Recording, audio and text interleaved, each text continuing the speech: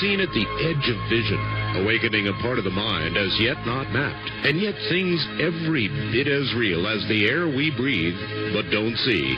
This is Dreamland. It absolutely is. Sunday evening and another Dreamland. Hi, everybody. I'm Art Bell. Good to be here. As usual, Linda Howe will be here from Philadelphia. And following Linda Howe this evening, we're going to enter the world of Tesla. Now, this is something that we have never explored before, and I know not what awaits. We have never really looked into Mr. Tesla. I know there are a lot of rumors, maybe even myth about Tesla and Nikola Tesla, and we're going to try and find out tonight what the truth really is. Our guest is going to be J.W. McGinnis. He heads the International Tesla Society in Colorado Springs, Colorado. He ought to be a guy who would know. So we'll get to all of that in just a moment. I've got a letter from a listener that might be of some interest to a number of people. Some people that have seen these triangular craft or other types are suspecting there might be some kind of military surveillance technology. These folks could be right on in guessing about this possible new technology. These people felt these craft were somehow scanning houses and buildings in their neighborhood, searching for something. Well, the craft have been seen shooting beams down on the roofs of houses and a mist arising from the roofs where the beams cut the roof.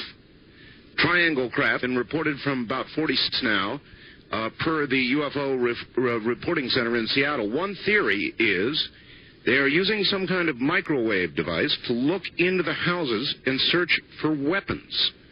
The Disarming of America syndrome. Well, guess what I just read in the Sunday paper?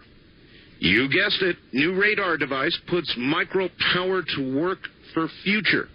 It sounds like science fiction, but it's 21st century reality. Tom McEwen, a nuclear engineer at Lawrence Livermore Labs, has invented a radar that will make the detecting system an everyday part of life. The patented hand-sized radar, which emits microwaves that can penetrate anything but metal, is safe and inexpensive.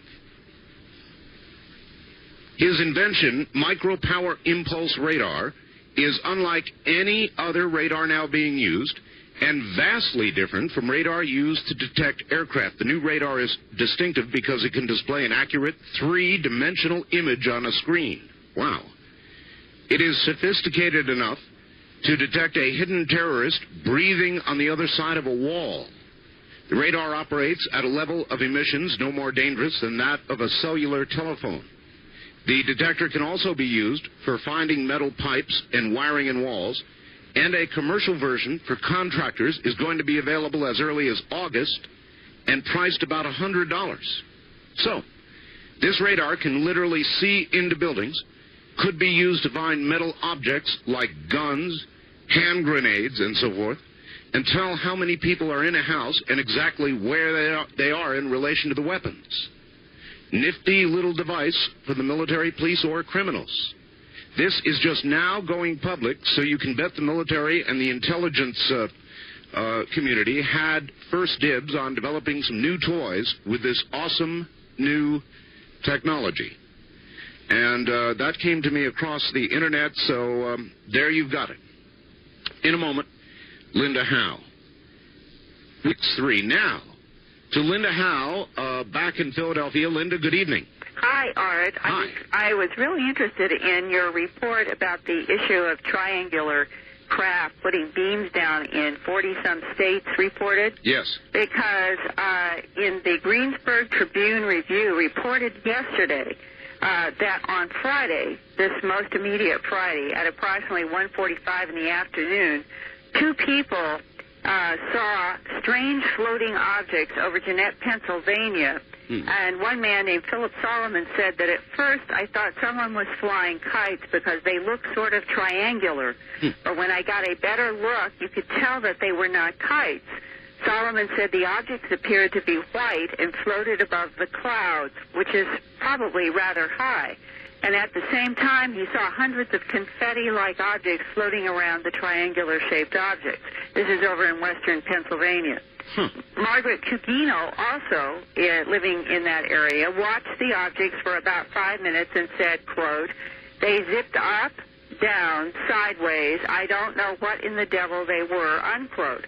Pennsylvania UFO investigator Stan Gordon said that the night before, which was last Thursday on March 2nd, several southwestern Pennsylvania television stations and emergency centers were deluged with calls from people reporting weird light beams between 8 and 11:15 p.m. coming down to the ground over a 5-county area.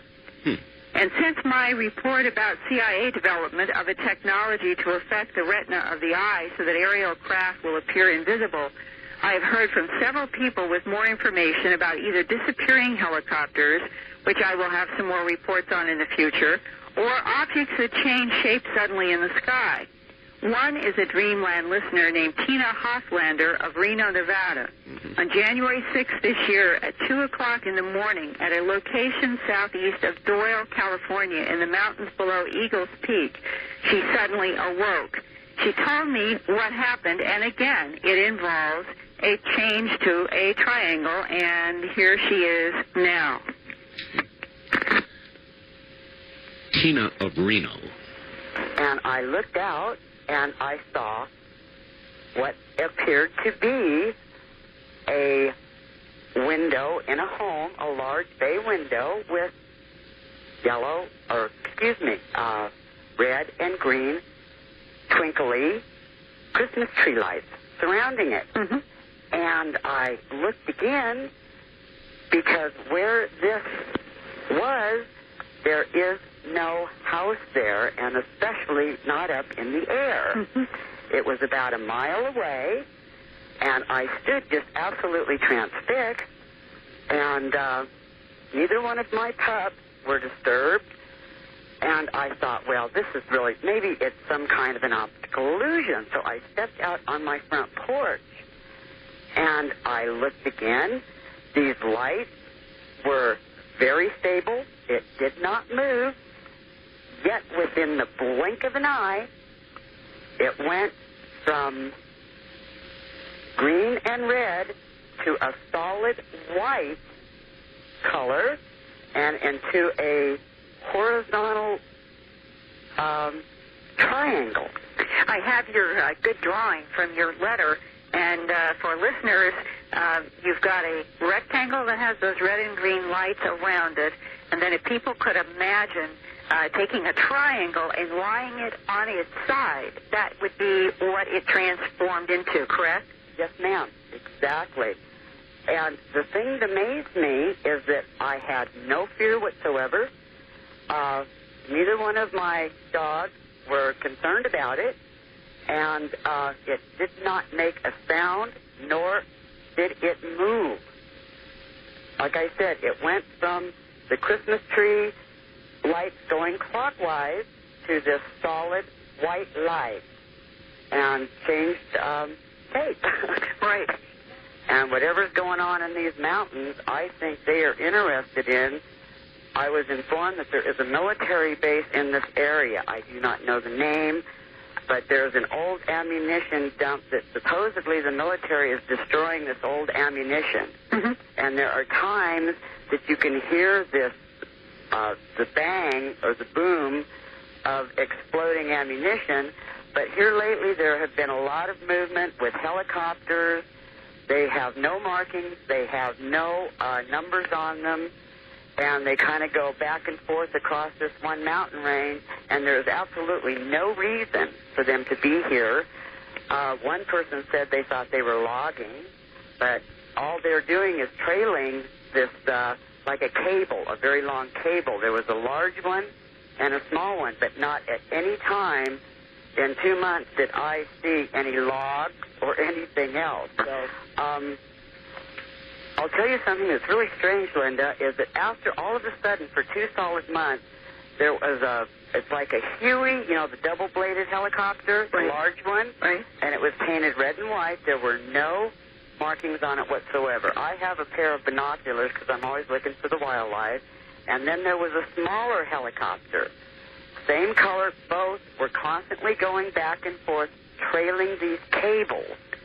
And now, when you say trailing, were they actually hanging in the air, or were they sort of floating in the air behind the helicopter? they were coming out of the bottom of the helicopters, probably at least, I'd say, 200 feet of cable dangling behind these helicopters, but they were attached to the choppers themselves.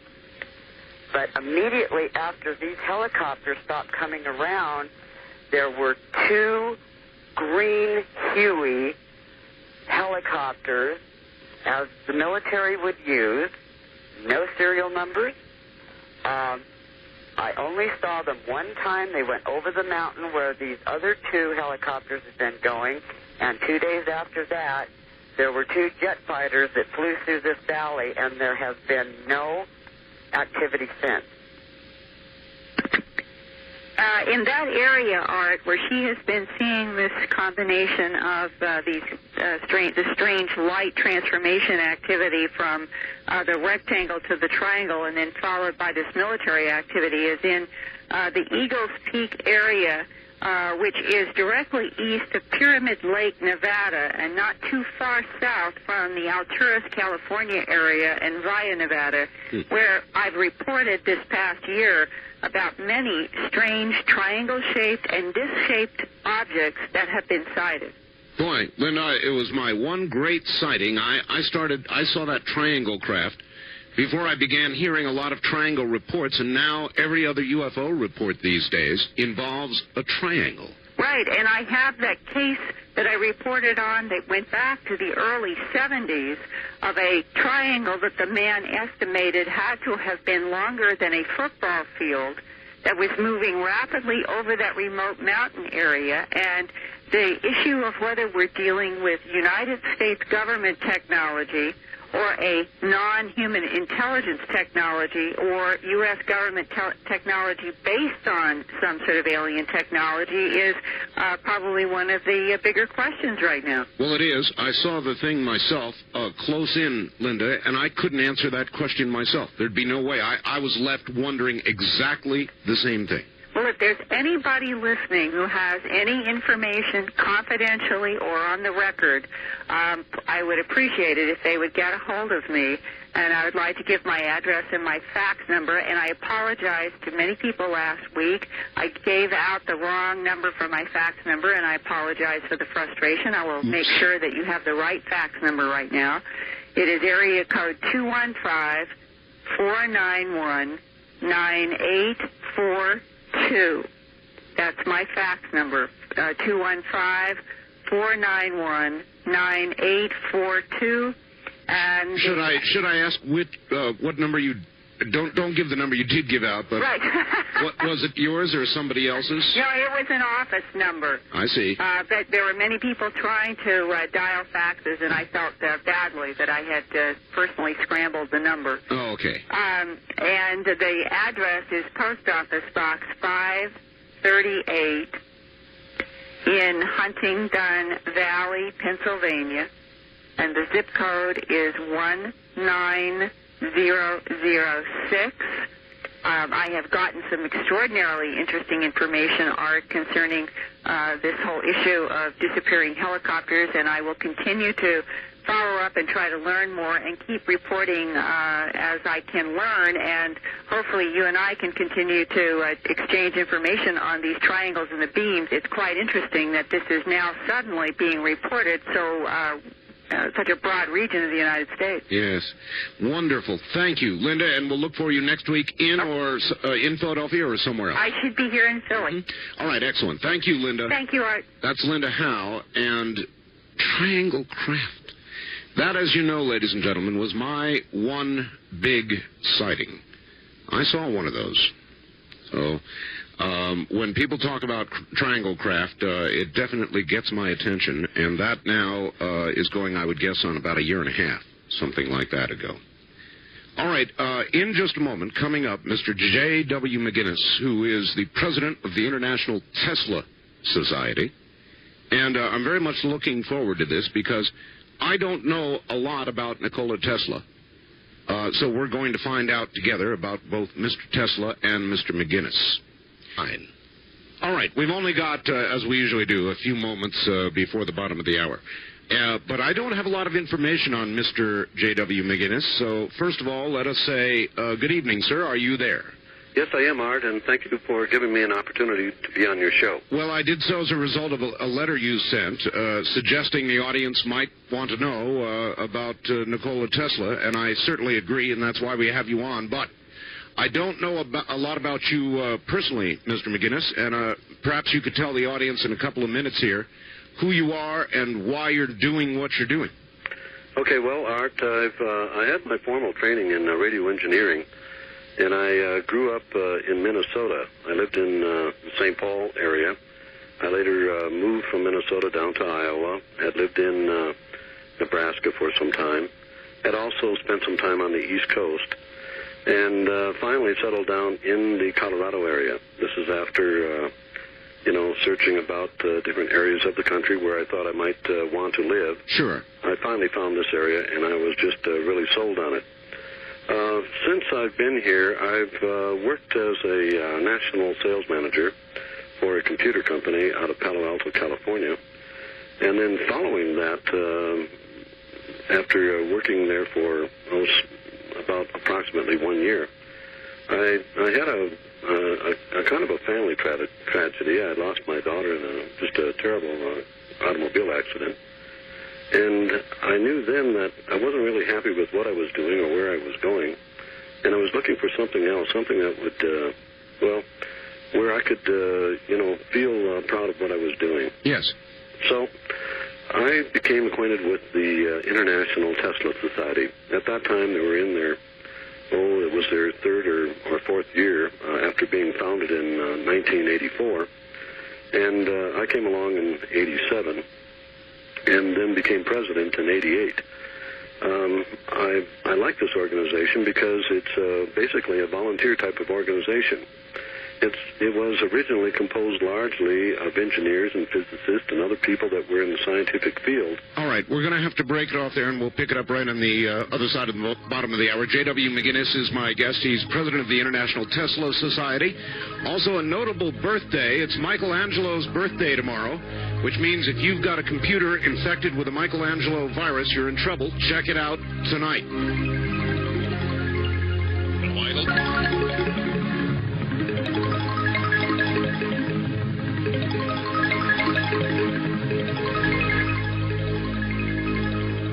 Art Bell was recorded for rebroadcast at this time. Please do not call. From the Kingdom of Nine, you're hearing Dreamland with Art Bell. To participate in the program, call toll-free 1-800-618-8255. 1-800-618-8255. First-time callers, area code 702-727-1222. Or the wildcard line at 702-727-1295. This is the CBC Radio Network. It is indeed. Two other numbers for you. One is the East of the Rockies number when we get to it here, which is 1-800-825-5033. 1-800-825-5033. And my fax number, if you would like to fax in a question related to Tesla, the number is area code 702-727-8499. That's my fax number, area code 702-727-8499. And now, J.W. McGinnis, once again. Oh, wait a minute. We'll put you over here, Mr. McGinnis. There we are. Mr. McGinnis, you're back on the air again. Okay. In a quick summary, our organization was founded 10 years ago with the focus on bringing some recognition to Tesla in areas where he's not given the true credit that he deserves.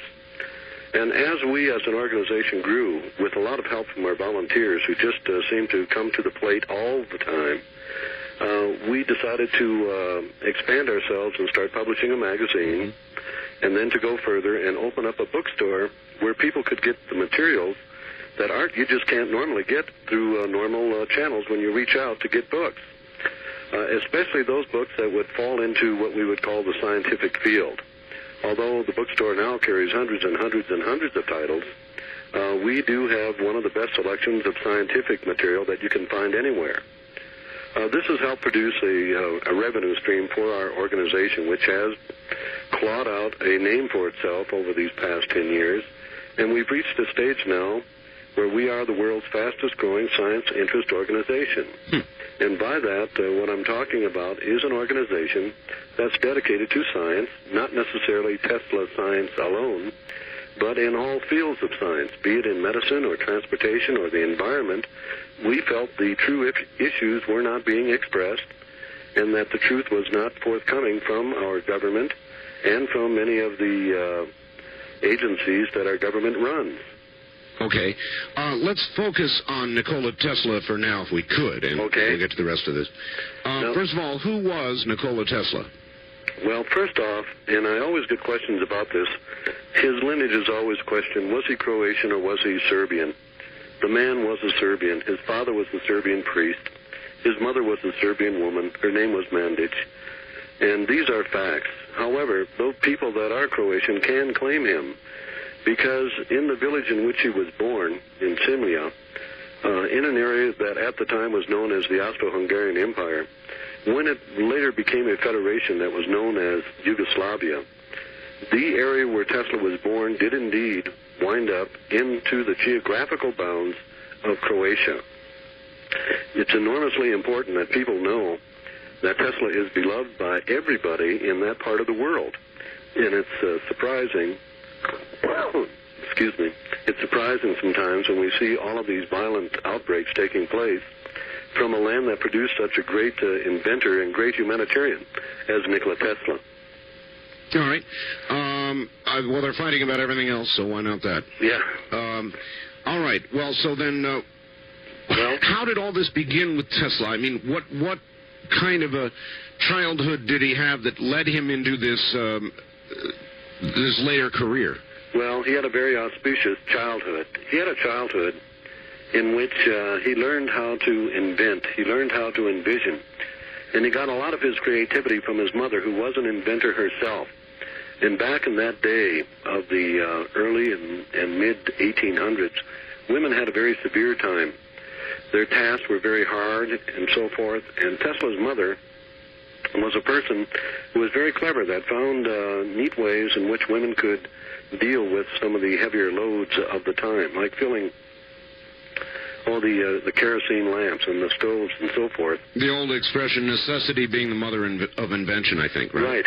And being a woman of great craft herself, she notices Tesla as he's, at a very young age, he developed what was to become later known as his bladeless pump.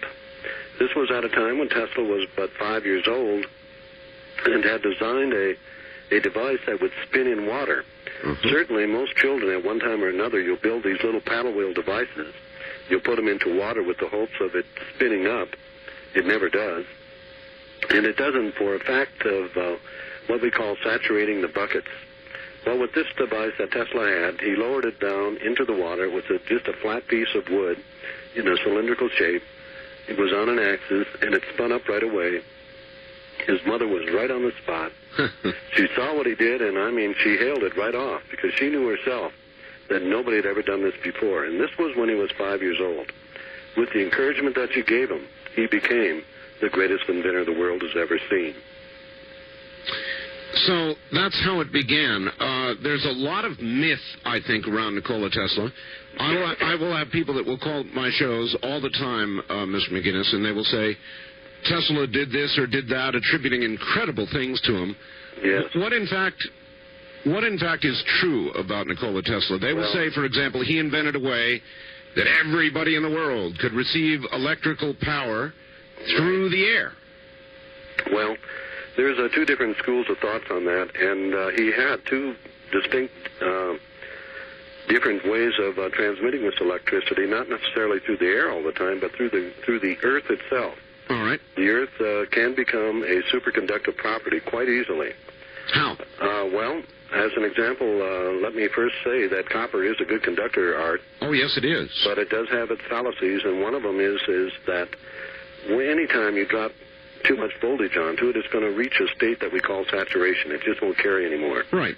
All right, well, we have a big business worldwide, and it's the silicon chip industry. what makes silicon chips so valuable, Art, one of the main things is this. The more voltage I drop on to that silicon chip, the more conductive it becomes. Did you hear that? It becomes more conductive. More conductive, yes. Okay. Now, the Earth itself is comprised of about 98% silica. So the Earth itself becomes a very, very highly conductive medium, far more than what copper is itself.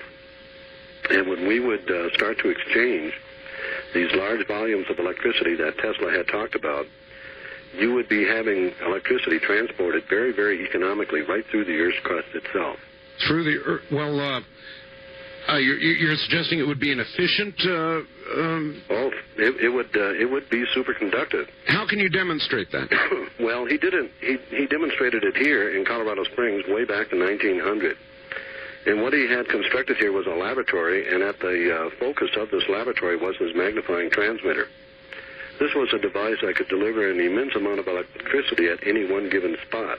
Mm-hmm. Although it was never measured, the figures aren't to go all over the place, up to 100 million volts. You take your pick, somewhere in that area. Well, anyway. You're talking about very high voltage at low current? At low current. And what Tesla did here is after he had prepared his experiment and he was ready to show the world that he could transmit this electricity using no wires, he called in the public. He called in the reporters, and he stationed them at his laboratory located here in Colorado Springs. Yes. And then north of Colorado Springs, about 26 miles along one of these foothills. And I have to tell our listeners that Colorado Springs is a mountainous area. And there's a difference between the mountains and the foothills, but the foothills are the preceptors of the mountains themselves. Okay. On the top of one of these foothills, he set up a bank of 250 50-watt bulbs. And then 25 some miles away down here at Colorado Springs, he waits till night. He fires up his magnifying transmitter, and he injects a tremendous amount of voltage into the ground plane. Art, once he did this, he created a pressurized field here. What is that? Well, here we have all of this Earth's crust, and we have everything static, and then suddenly we're pouring in millions and millions of volts of electricity. This is going to cause a pressurized field, and immediately upon doing this, the lights were visible from his laboratory in Colorado Springs. There was a beautiful yellow haze. Now, electricity itself, Art, has but one mission, and that mission is to go to ground. So simply putting all of this electricity in the ground is not what made those lights light up. What did? Okay, well, what Tesla did devise was an apparatus. And, Art, this is amongst many other things that I'll be talking about as we go along. But this was an apparatus that Tesla had devised, which had the ability to attract the positive ions out of what used to be referred to as the electrosphere. We call it the ionosphere now. But he took these positive ions, attracts them down in a pencil-sequence beam, a very narrow beam, down to a charged ground plane. So once we have these positive ions coming down, then in combination with the pressurized field... Wait a minute, you're going too fast for me. He brought positively charged ions down to the charged surface in a narrow beam. From what?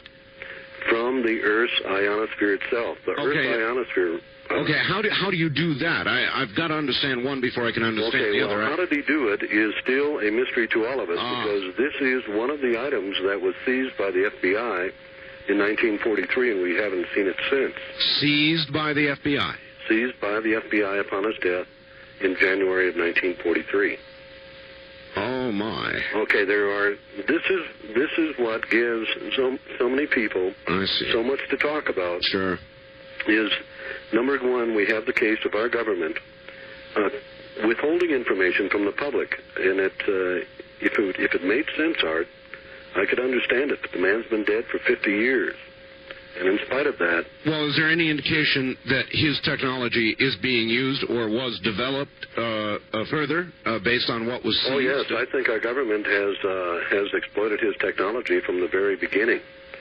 And Tesla developed a relationship with the government early on in this century. Way back in 1917, he met, at that time, the Assistant Secretary of the Navy, one each Franklin Delano Roosevelt, and had developed various technologies for the Navy. Now, Tesla has been credited with the discovery of coherent light, or put simply, laser technology. Okay, well, I don't want to get away from what you were beginning to develop. I just wanted to try to understand it, and so that with some technology that we still don't understand.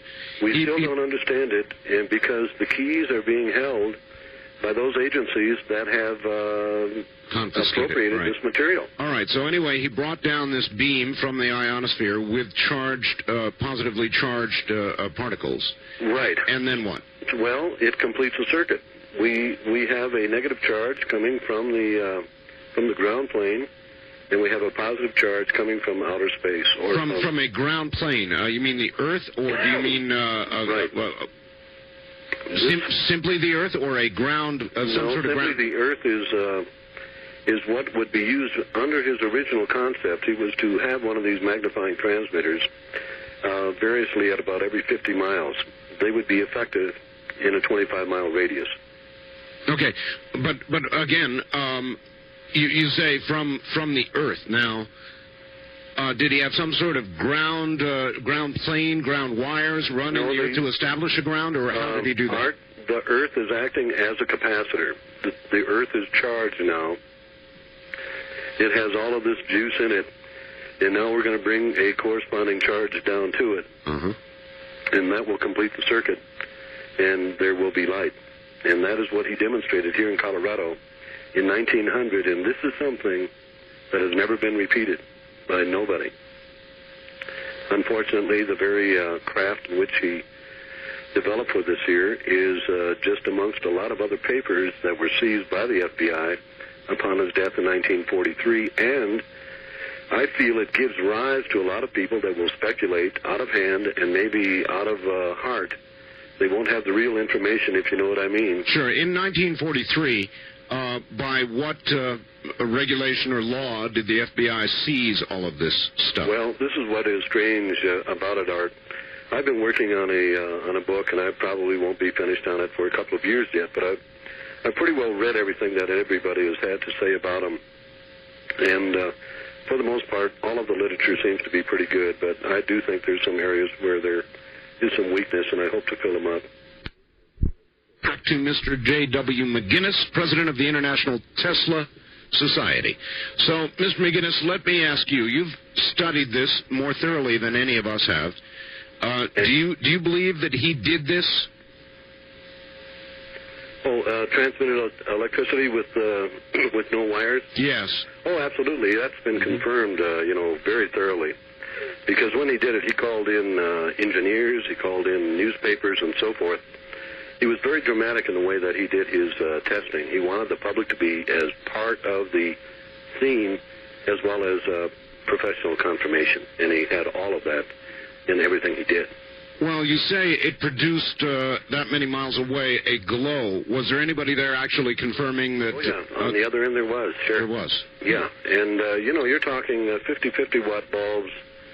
You're talking 250 watts. I thought it was 250 50-watt bulbs. 250 50-watt bulbs, so... Okay. Multiply that, and what do we have? We have, that's quite a bit of wattage to be producing. Yes, it is. Was it produced efficiently, Mr. McGinnis? In other words, well, how much I do believe, I'll tell you how efficient it was. When he finished up Art, when he got to his final plan, all of this would have operated under its own initiative. No power coming from anywhere. The Earth itself, as Tesla had explained, is nothing but a huge, huge capacitor. The Earth is just swimming in energy. And Tesla found a way that unlocked those keys where we could get this energy available to us. And he did it in a lot of different ways. That was the wireless transmission, through the Earth, but he also dealt in radiant energy. When we're talking about radiant energy, Art, we're talking about air that is in the aether. You take a cubic yard of air in front of you.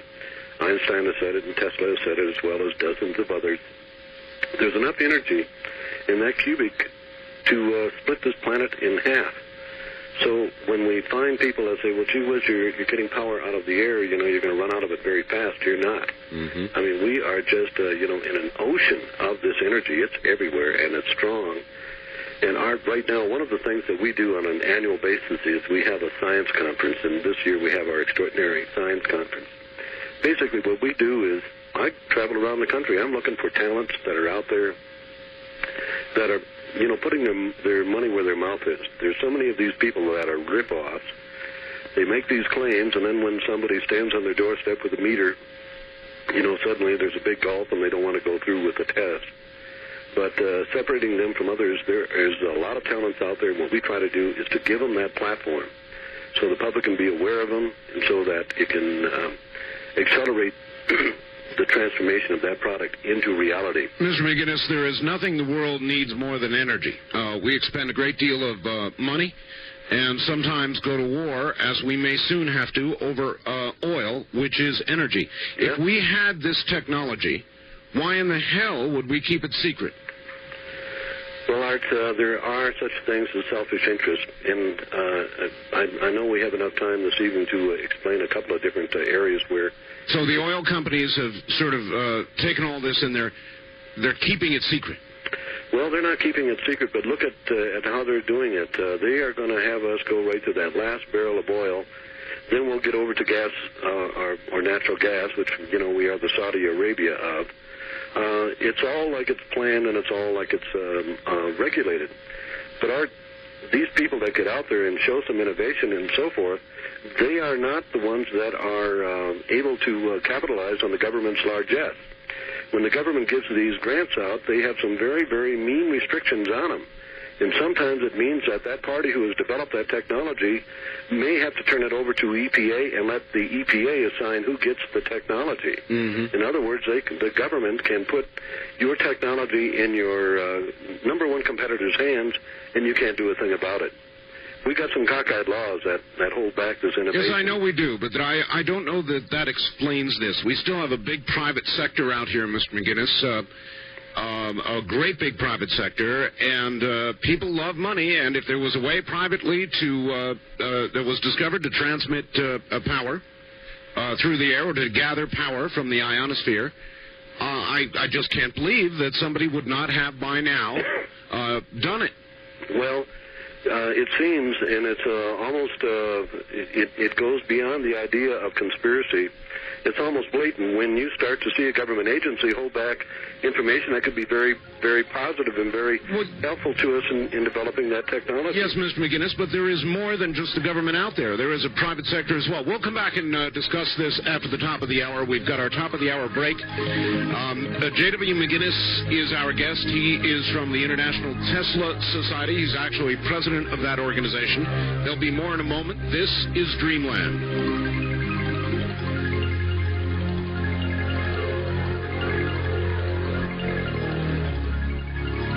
Mr. J.W. McGinnis. Mr. McGinnis, are you there? Yes, I am, Mark. Okay.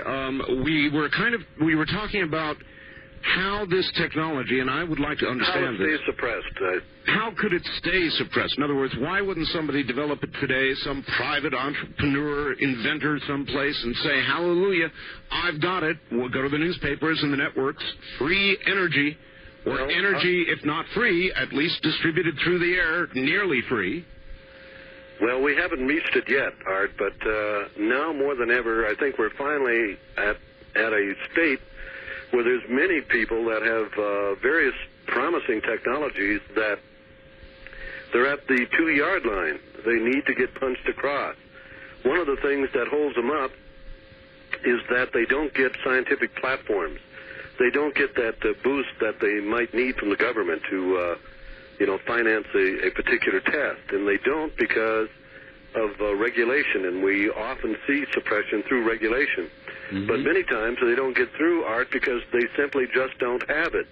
They've got something that might be efficient. As an example, at a conference that was held last year, we had a fellow from New Zealand that was bragging how his thing was producing thousands of times over Unity, but yet, and if it ran without being under load, it was running over Unity, but once you put a load onto it, you found it had an efficiency of about 23%. which is, pretty good for an electric motor, but it's not anything near the claim. Well, one of the things that the Tesla Society does is we try to investigate it and see who has got it. But I have personally come across one technology. It's known as super steam technology, and I presented it to our local power company, and the lead engineer said, well, gee whiz, that sounds great. Why don't we plan on doing a 10-megawatt system, which would take care of approximately a block of 10,000 homes. And after sizing up equipment and getting, everything that you needed, the process was just underway when we got a letter from the chairman of the utility department that canceled the order. Why? Well, said that before anything is done, it should go through the Edison Foundation. Well, with the competition between Tesla and Edison, that's the last place I'd want to run it through. And why would I? You're saying that competition is still today going to block the development of practical technology? Well, again, if you're going to be Tesla and you give it over to General Electric, for them to apprise, for them to make the decision, in spite of the fact that you have a certification from the American Society of Mechanical Engineers, which, vouch for its reliability and so on and so forth, why would we need to go through General Electric? It wasn't called for, but it is just one of the methods that are used from time to time. There are different stories, but they basically get down to putting the person on a treadmill that they can't get off and they can't ever win. Instead of saying, okay, here's the facility, put your machinery in here, go to work, that is what they needed. And, of course, they wanted to see a prototype model, and, of course, those were constructed and tested, which proved, the reliability and function of the device. But why is one of the things that has me continually in, a quandary. All right. Here's a fax from somebody. Hi, Art. To help people understand your guest, please ask him to list Tesla's inventions that are now essential everyday components of modern life. These include almost every basic element of AC and multi-phase electronics, as well as radio and fluorescent lighting. What actually is Tesla responsible for? Can you give us a short list? Well, Tesla is responsible for radio. Tesla is responsible for the Tesla coil, a coil that has so permeated society that no car, no bus, no train or plane would operate without it, no space shuttle, no radio, no television, no computer, so on and so forth. That's just one item. But he also had other items that got into neon lighting, got into X-ray, got into devices that were used for therapy on sore muscles and other injuries that the body might have maintained. His inventions just go on and on. The power delivery system that we use worldwide is Tesla's. It's the AC power transmission system. You said he was responsible for radio. Yeah. Where does Marconi fit in here? Marconi got disallowed. Marconi, on 3 different occasions, applied for priority in radio and was turned down by patent examiners. And again, Marconi had special influence. His influence was Thomas Edison. Art, the law at the time was when you get rejected by the patent office, you've got, I believe it's 90 days to resubmit for priority. In the case of Marconi, it was 1 year. And then because of a letter that was endorsed by Edison, which gave him a special privilege. So he endorsed Marconi's attempt. Marconi was turned down the second time, then waited for 3 years, and again, through influence, was allowed to submit his patent application again, and again it was turned down. But they found a way to cheat Tesla out of his residuals, out of those royalties that he deserved in radio. The only people that were paying him were the German radio stations that employed his technology. RCA and Sarnoff and Edison and Marconi and the rest of them were intent on depriving Tesla of any royalties, and they did it because the U.S. Supreme Court finally ruled in July of 1943 that it is Tesla who has priority in radio, not Marconi. But by that time, Tesla was dead for 6 months. Too late, yeah. It's typical. All right, here's another one. Hi, Art. Great show as always. Would you ask your guest the following questions? I had heard that Tesla had invented 2 other machines. One, which could treat diseases like cancer, and one that could perform long-distance mind control, and that this machine was used by our government during the Waco seizure. Now, you know, that's exactly the kind of thing that I would probably say, were it not for you, Mr. McGinnis, what a myth. Well, I think the idea that they were employing it specifically at Waco, I would disagree with it, but I know that our government is doing things on an electronic basis that could fall into the realm of mind control. Well, the question, though, is, did Tesla develop mind control? Well, I think he had all, and we know that there are certain frequencies that we can excite, and we can cause behavioral differences. Irritation, yes, low frequencies. Well, we have low frequencies, but there's high frequencies, too, and there are bands that the FCC has ruled out of bounds. You can't get a license for them. I don't want to say what bands they are because it could contribute to somebody playing where they shouldn't.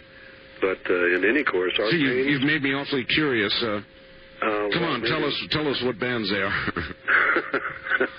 Really? I mean, it's not secret information, is it? Well, it's the information that isn't normally given out, and it's withheld. I got the information from a fellow that worked with the CIA and told me what these bands were. Tell us. Well, I really don't care. I don't have them written down before me, but what I could do is fax them to you, and I'll do that tomorrow. Will you, please? Sure. I'd just soon have them made public. I mean, if it's true, then maybe somebody will experiment. Maybe somebody will determine if it's true or not. I'd just soon get it on the air. Anyway, fine. Fax them to me. Okay, I'll do that for you, Art, and I want to be exact on them. Otherwise, I would just guess and say they're in the plus 300 megahertz range. But well, we have plenty going on in the plus 300 megahertz range. The government operates in that range. Amateur radio operators in 400 megahertz plus. But there is a narrow band that falls between the 3 and 400. Oh, is that so? That you may be exactly right. Government frequencies, I believe, end just short of that, and there is a rather empty band in there. You're right. Yeah. All right, I'll look forward to that, and I'll make it public. I'll give you those frequencies because I guess you're right. People ought to know about them. But this is something that we have a number of satellites, for instance, that they're constantly bombarding everything beneath them with a radio signal, and some of it can be harmful and can be persuasive. It can change your behavioral pattern. All right, now there's a great controversy, Mr. McGinnis, in America now about just the regular carriers of electricity. And people are suggesting that it may cause cancer? Oh, absolutely. You're talking about electromagnetic fields. That's correct. And I have found some physicians that disagree with that, but I would invite any physician that would like to learn about it to come into our laboratory here in Colorado Springs, and just with the simplest of tools, I can show them what is occurring with these low-frequency electromagnetic fields. Because they do get into our body, they penetrate our body, they oscillate our molecules, they develop this false heat in our body body switches on. Yeah, we're literally being cooked at low level. Yeah, we're being cooked, and at the same time we're strangling ourselves, we're flooding our systems with platelets and antigens and so forth, trying to fight a ghost that doesn't exist, or a disease that doesn't exist. It's only a magnetic field, if you know what I mean. All right, well, it would make some sense to me that if electrical fields can cause cancer, maybe there is some manipulation of them that might cure it as well. Did he do any work in those areas? Yes, he developed resonant frequencies, and what we find is that we can take a variety of different cancers, and they do have a resonant frequency, and how you deal with them is you deal with them with a mortelic frequency. You put it the same frequency, you elevate it, you overpower it, and what happens is the cell itself is destroyed, leaving intact the sublubrious tissue that connects with it. But so you're suggesting you can find the frequency, for example, of a tumor cellular material, and radiate that frequency and destroy the tumor while not destroying adjacent healthy That's exactly what tissue? I'm saying. There's an outfit in Florida that's working on it right now. They're called Geraldo International, and I believe they're on the stock market. Oh, that's fascinating. Yeah. That's fascinating. Unfortunately, they couldn't carry out their tests in this country. Naturally. They're doing them over in Belgium at the request of the king over there, or the queen, whatever it is. But they want to get this technology, and we stifle it so many times. You know, when people are in dilemmas where they don't have a choice. I mean, tomorrow may not come, so why don't you let them try it? But we find people that are withholding technology under the premise that it could have long-term degenerative effect. Well, if you're not alive, you're not going to worry about that long-term thing. And often what we're demonstrating is that these people that are on the alternative rim, these people that have been told they're cuckoo, that they just might have something, and that even the most critical disease can be dealt with an alternative approach that goes into our diet, into our supplements, and into the electricity around us. And I myself am an advocate of a resonant frequency that would destroy the cancer cell. And there are people out there doing it, and it is something that will be released. I don't know how much longer they can hold the technology back. Just one of a number of them that are available to us. And, you know, I think the cure or control of cancer is about as important as anything. Cancer has torn apart more homes than anything that you can think of. It surely is true. And it's cost us as taxpayers enormously because they're not all insured, and often these people, they run out of insurance, and then we as taxpayers pick it up. In charity cases, we have no choice. Well, present radiation and chemotherapy that is used to fight cancer is a real blunderbuss technology. It does indeed do a job against cancerous cells, but frequently it does a job, of course, against the healthy cells as well. It knocks out the immune system. That's right. So anything that would focus specifically on a particular cellular material would be incredibly helpful. Well, I agree with you there, and I feel that they continually repeat a failure. They continue to go along with this chemotherapy, and then they're using these high doses of radiation that are going to leave the prospective patient worse than they were when they went in. I would just as soon die a pleasant death, I'll just take my time and see how long I last. Well, I don't know. Given a choice of that technology or nothing at all, I might opt for that technology. All right, well, please, here's yet another one. Please ask your guess. Okay. If Tesla dealt with what today is being called subtle energy, that is, energies that exist within space and time, but not limited by space and time. Now, I'm not sure I know what that means. Well, Art, you're talking about somebody that when they're talking about subtle, they're almost talking what we would call spiritual. The ability to inflict your will at great distances with no power at all, just your wish to have something done, and it's done.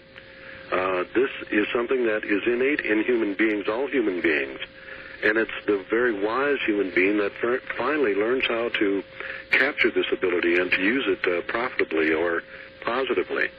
But it is a force that is just as important as an atomic bomb. Subtle it may be, but nonetheless it grows into a hurricane just as much as the butterfly flapping its wing, and then just through propagation it causes a hurricane. Control you're suggesting of another's mind at a great distance? Yes, even that. The first thing that I think we have to take into account is just how complex our minds are. Let me understand. You were actually talking about controlling some material object at a great distance, an actual physical control, Mr. McGinnis? It goes into all fields, not only, physical beings and controlling that, but also controlling thoughts. And they talk about these, I guess you would call them phase conjugate beams. We could talk about scalar waves, that the waves in themselves are harmless until they get to where they cross. First of all, what is a scalar wave? I've heard a lot of people refer to scalar waves. What are they? It's one of these real hard things to define, because for years and years people were even saying they didn't exist, and you're talking to somebody who felt that way. This is a wave that is so subtle. You don't see it, but you cannot hide from it. It'll go through any metal. It'll go through anything. And it'll arrive at any, predisposed place that you want to send it. What is the form of energy, Mr. McGinnis? Well, let me tell you my experience that changed my mind, because I harped on this, and I said, hey, this is, I feel people are just getting a little carried away. In fact, it was very critical of Tom Bearden. first wrote about it. But I was in Tucson, Arizona. I was at a welder auditorium there, and I was giving a lecture. And then following the lecture, I had this fellow that just, he just kept asking me to sit down and listen to him. And I was almost annoyed with him. And he said, "Well, damn it," he said, "what do I have to do to get your attention?" And I asked him if he was a member, and he became a member immediately. And then he showed me this device, Art. It was about the size of a cigar box. Hold it. This is a good hook. We're going to hold you right there. We're at the bottom of the hour. This object was the size of a cigar box, he said. Ah, but what was in the box? This is how we hold you through the breaks. And here comes one right now. You're listening to Dreamland. This is CBC.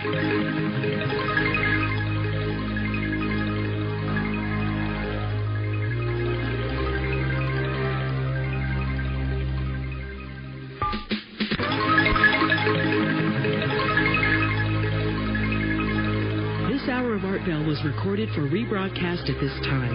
Please do not call. From the Kingdom of Nye, this is Dreamland with Art Bell on the CBC Radio Network. Yes, it is. Good morning, everybody. My guest is J.W. McGinnis. He is president of the International Tesla Society. Follows the work of Nikola Tesla. And beyond, I might add. We'll learn more about that.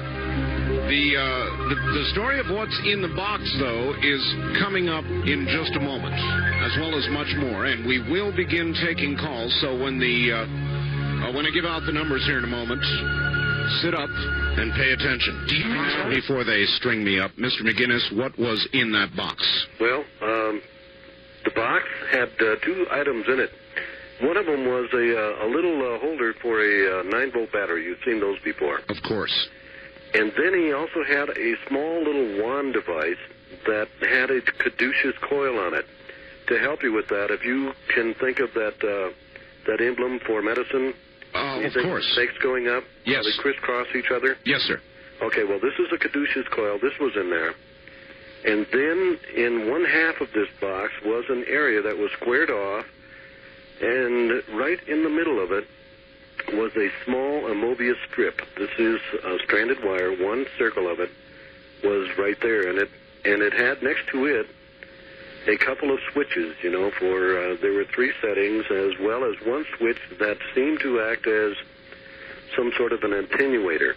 Okay. So the fellow asked me, he said, "Well, I'll tell you what you do." He said, "It doesn't work for everybody." He said, "But for most people it'll work. If you put your finger into the central part of where that Mobius strip is, and then carefully, very slowly, start to attenuate it with that one knob, you will get a sensation." Well, I did that, and I turned it, and suddenly I got this feeling, went through my body, like if you've ever had your crazy bone struck. Sure. Well, this was the whole body from top to bottom. Was just resonating like you couldn't believe, and I jerked my finger out immediately. I couldn't believe that. I'm sure. And then these sensations, they declined very slowly, but, after about 15 minutes, my lips were still numb. They were still tingling. That's weird. I'm sure you had a few choice words for this fellow. Well, what I did next is, because I was curious, I said, "Well, how far can this operate from?" And he says, "Well, once it's attenuated to your circuit, there really isn't any distance." So I'm at this auditorium, and it must be a whole block. Way down at the end of this hallway is a big ice machine, a Pepsi machine, and a Coca-Cola machine. Mm-hmm. And so I told him what I was going to do is I was going to go all the way down there, and this caduceus coil, this was meant to be used as so that you could give it direction. So it would only go exactly where this here was pointed. And so he plugged that in, and I went way down to the other end of the hallway, and I got behind these 3 machines. And I felt this thing go right across my body, just, starting from my one shoulder as it went over to the other. I could just feel the whole thing, and I got weak all over.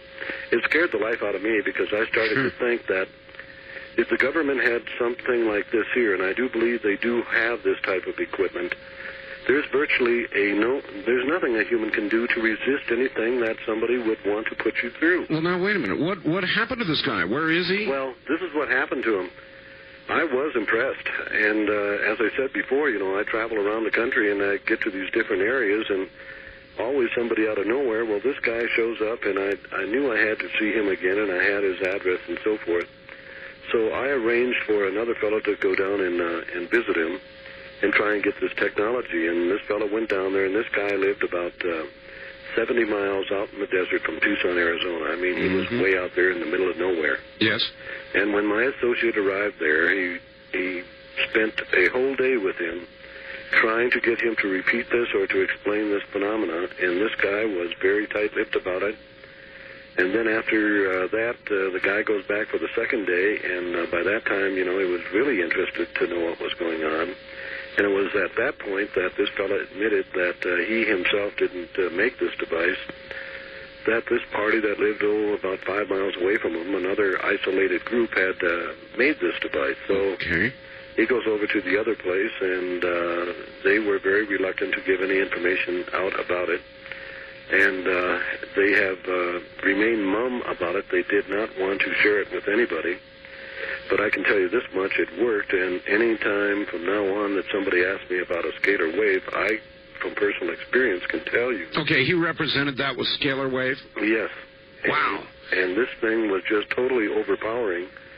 And keep in mind now that this thing was, the power basis for this was just a little 9-volt battery. I've got you. All right, look, we've got to get to the phones. Let me quickly give out the phone numbers, and away we go. If you have a question for Mr. McGinnis, J.W. McGinnis, president of the International Tesla Society, come now. First-time callers, area code 702-727-1222. I wonder if we could go down there and find those people. The wild card line is area code 702-727-1295. Toll free west of the Rockies, it's 1-800-618-8255. East of the Rockies, it's 1-800-825-5033. Again, east of the Rockies, 1-800-825-5033. Once again, Mr. McGinnis. Mr. McGinnis, are you ready? I am. All right, here we go. East of the Rockies, good evening. You're on Dreamland with Mr. J.W. McGinnis. Hello. Hello, Art. Yes. Hi, how you doing? I've been listening to your show. Where are you calling from, sir? Ohio. Ohio, all right. Yeah. I had a friend who made me a Lokowski MWO oscillator. Yes. And I had severe allergies all my life. I had been to the doctorologist and hundreds and hundreds of dollars in shots and that, but nothing cured it. But this machine, I used it, the frequencies, and my allergies are completely cured. Huh. And how was it applied? I have 2 antennas, circular antennas, and I just sit between the antennas. Now, that's remarkable. Have you ever heard of anything like that?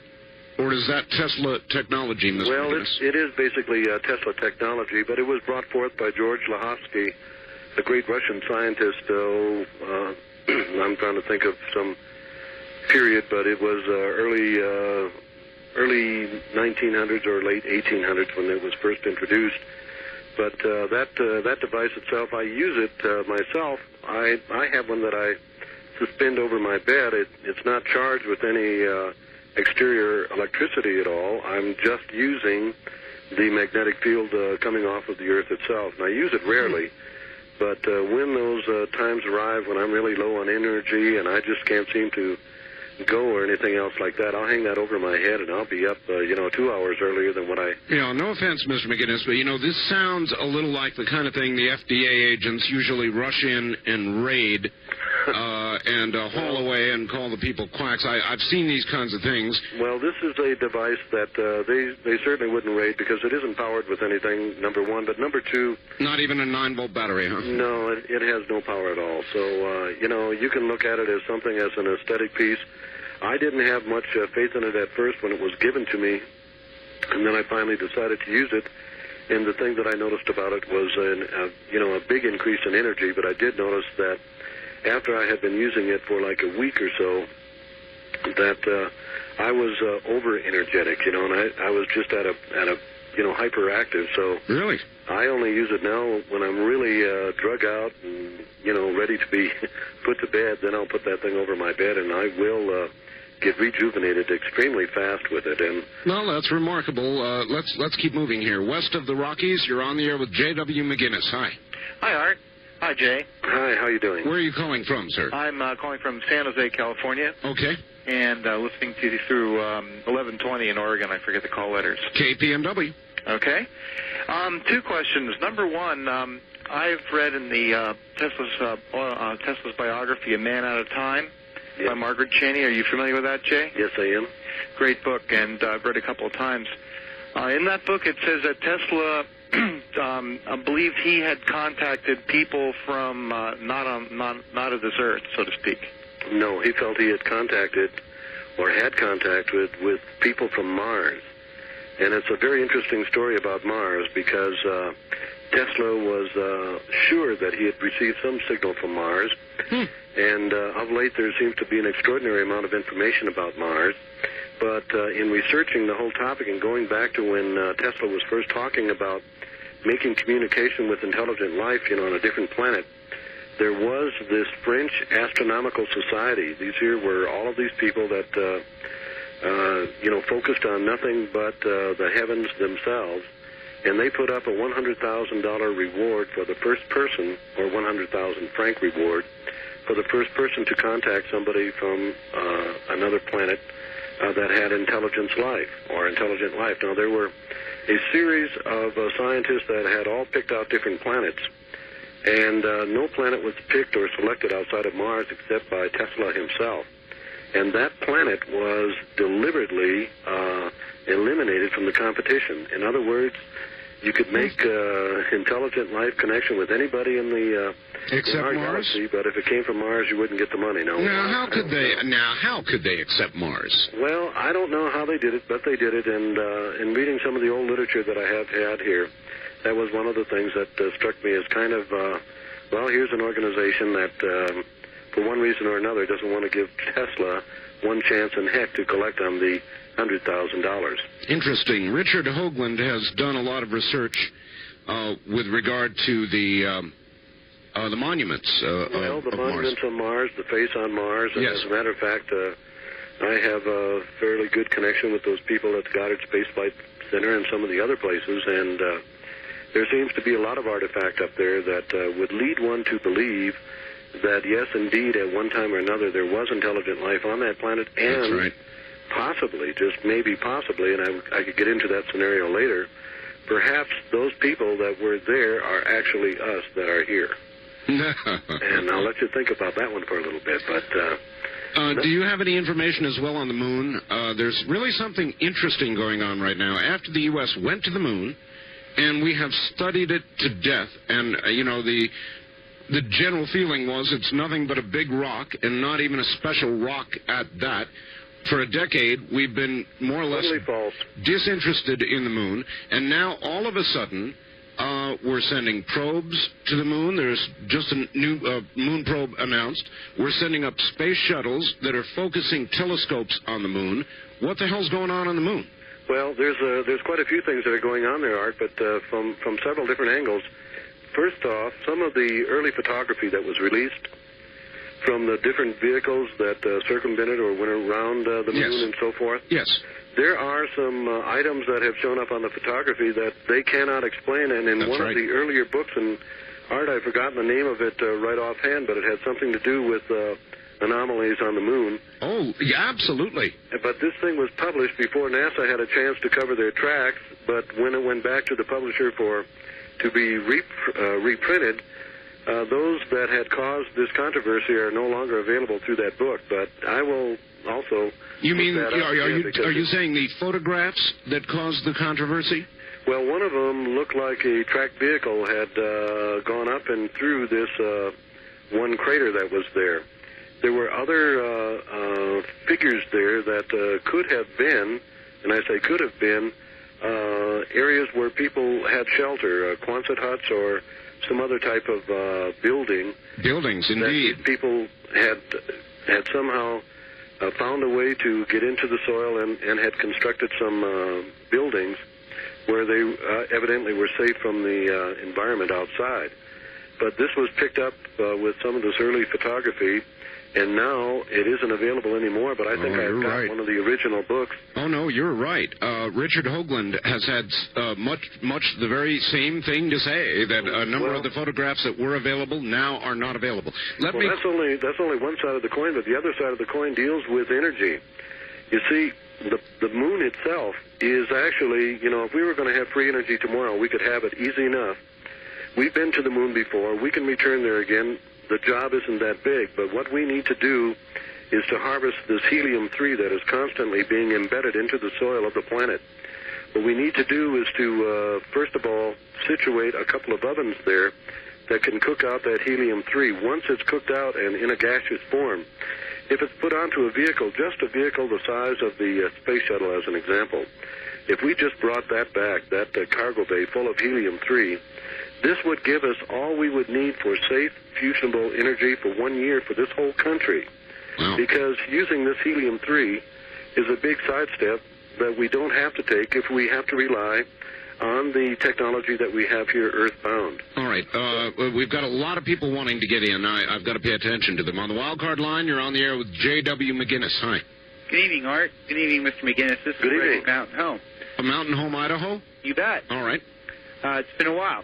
Mr. McGinnis, in the area of energy and production of energy by the Earth, I was wondering if you've been following any of the research that's being done that they talk about. When I was living in Alaska, apparently 2 years ago, Senator Stevens got a large appropriation for about $25 million to buy a Cray supercomputer for the University of Fairbanks.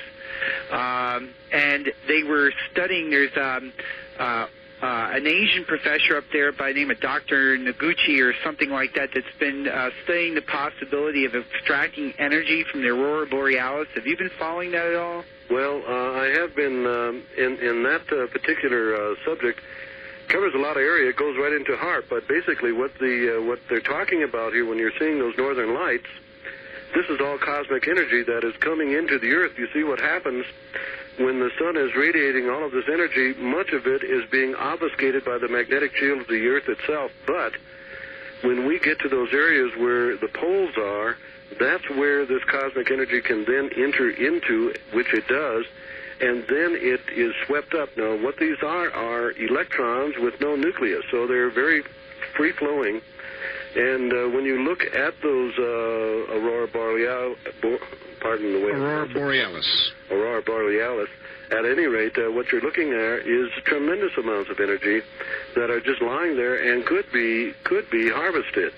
I don't think we have to take those dramatic steps to do it. I think there's enough energy that can be extracted from the Earth, and the man who told us how to do it was Nikola Tesla, and this is part of the information that is still being withheld from us on Nikola Tesla and how he had devised this plan so that anybody, no matter where you were at, could draw out as much electricity as what you would need right from the planet itself. Can you discuss HAARP? Well, we're talking about HAARP, but not to get into that specifically. I'd rather reserve that for just HAARP. Well, okay, but briefly, we have quite a bit of information about Project HAARP, Mr. McGinnis, and we've been sort of following it.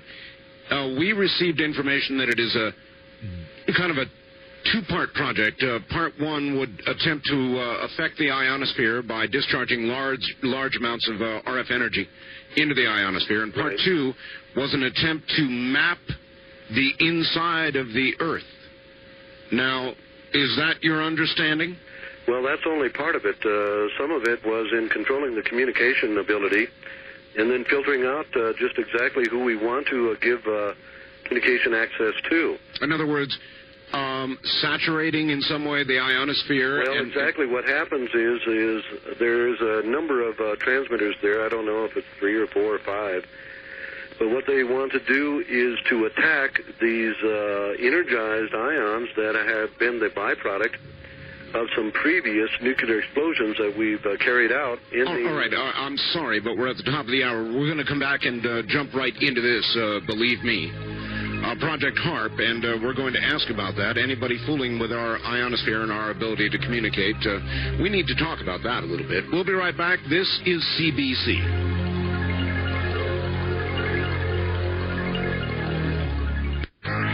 J.W. McGinnis. Mr. McGinnis, tell us more about what you know about HARP. It's in Alaska, and they've got some large transmitters, and they're trying to see if they can stop communications on many frequencies and let those who they wish to communicate. Is that correct? Well, it's not quite that way. It is. Somehow you're not very strong. There's not another... Yeah, I don't know what has happened here. Oh, that's better. Quite weak. Oh, that's better. Okay. That's better. Thank you. Okay. It's like there was another phone off the hook or something. Yeah, it seemed that way to me. I was barely hearing you. So okay. We're okay now? Yes, sir. Okay. Well, actually, if we're talking about it, it isn't that they can filter out so much as to this is going to destroy all communication, but then they will use a spread spectrum type of communication to replace it. All of this information I'm giving you is I'm not the expert on it, Art. However, we at the Society, through our magazine, Extraordinary Science, are publishing a very lengthy article about it in this next issue of Extraordinary Science, which we will be publishing later this month. It should be out first part of April. All right, I guess we better tell everybody, how do they get in touch with you? How do they get Extraordinary Science? How do they become part of the Tesla Society? How do they do that? Okay. Art, for the convenience of the audience, we have an 800 number that I'll give out here. Go ahead. It's 800-397-0137. And we have two different ways of communicating with those that are interested. One is to enroll somebody as a member, have your credit card handy, or to apply for our information packet, which includes our resource guide. This is over a half a pound of literature that will get into about every book that you can imagine that covers science, as well as it'll give you the information that you'll be looking for if you're in the middle of a project.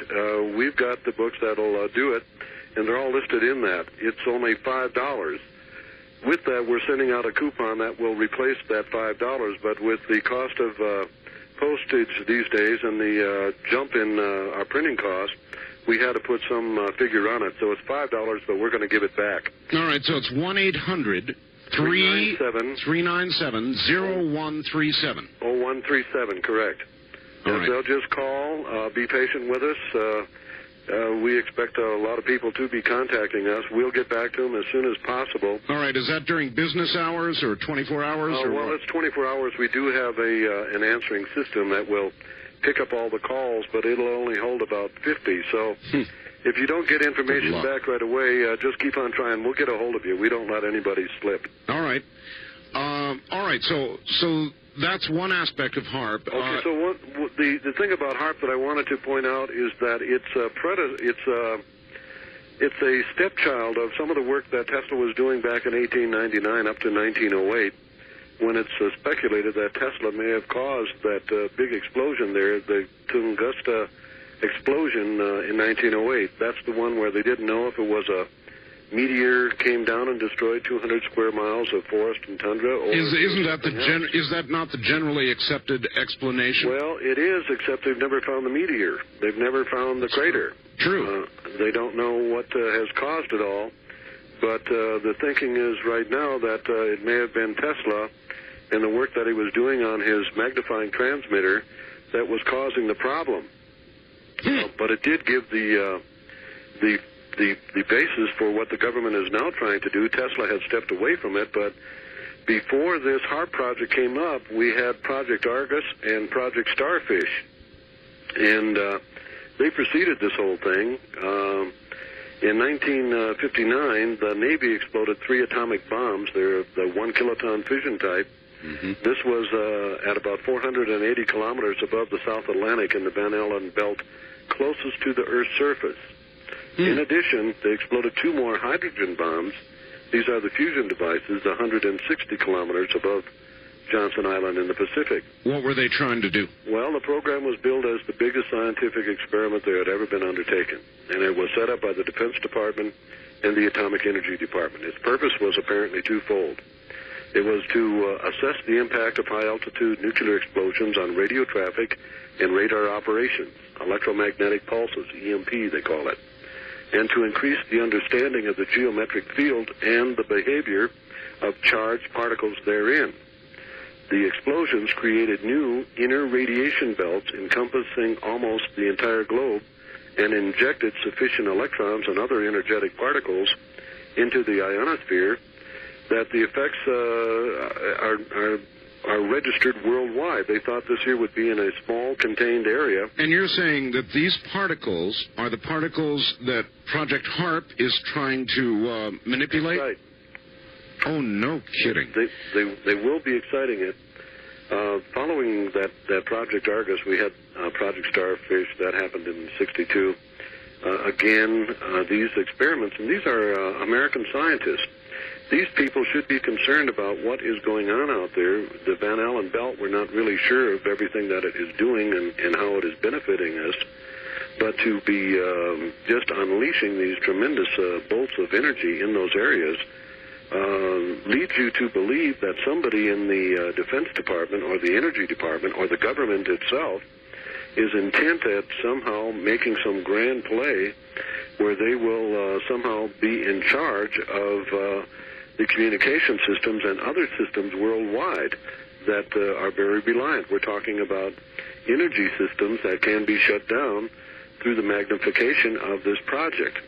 It's a very, very complicated project.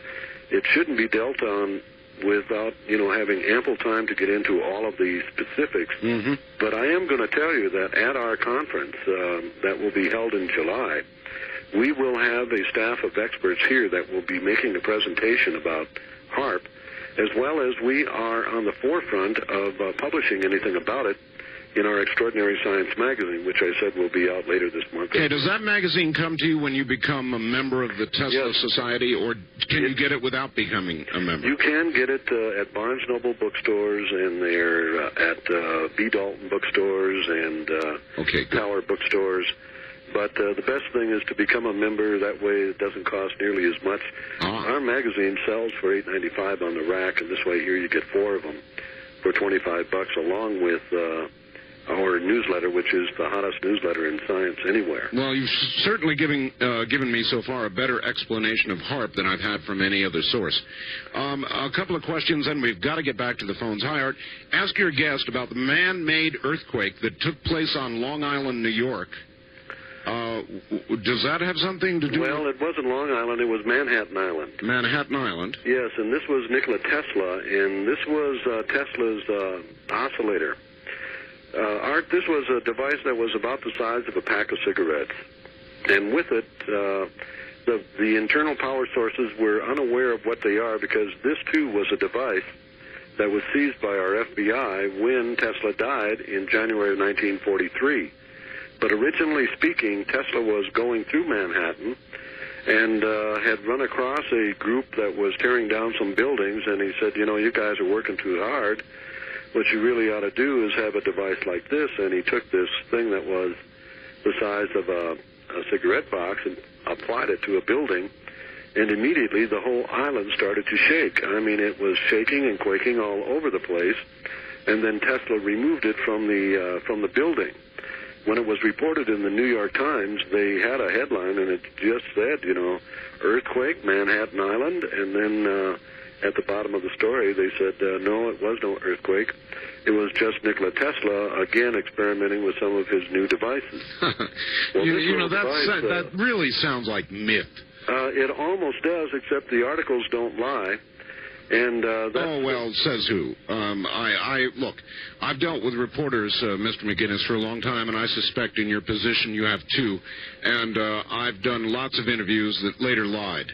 That's true, but the way the story was done and the witnesses and so forth that were carried out in the story, it didn't seem like any flim-flam, and I don't think most people that get an opportunity to read that would arrive at that conclusion. But again, Art, it's a piece of technology that we the people should enjoy. It's a piece of the technology that Tesla never really put to paper where somebody could discover how he was doing it. But at the given rate of these oscillations in this package, it was supposed to exceed the speed of light.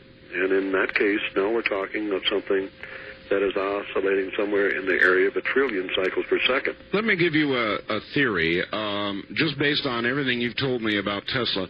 So much of his invention seems to be technology that either we cannot reproduce today, or has been snatched away from the government, or is otherwise cannot be demonstrated today. It's almost as though Mr. Tesla was communicating with somebody or something from somewhere else. And what about that? Well, listen, in our day-to-day lives can have a monstrous effect upon us. And a demonstration of this here is in resonance and power.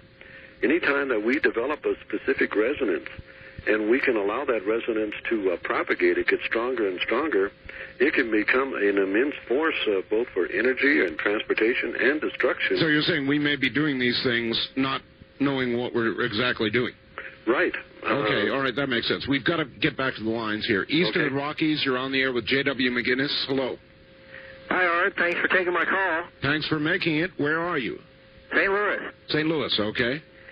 When he was saying before about they had a contest a long time ago to see who'd be the first one to contact a planet, but they ruled out Mars. Yes. You know why they did that? It's because they thought Mars would be too easy.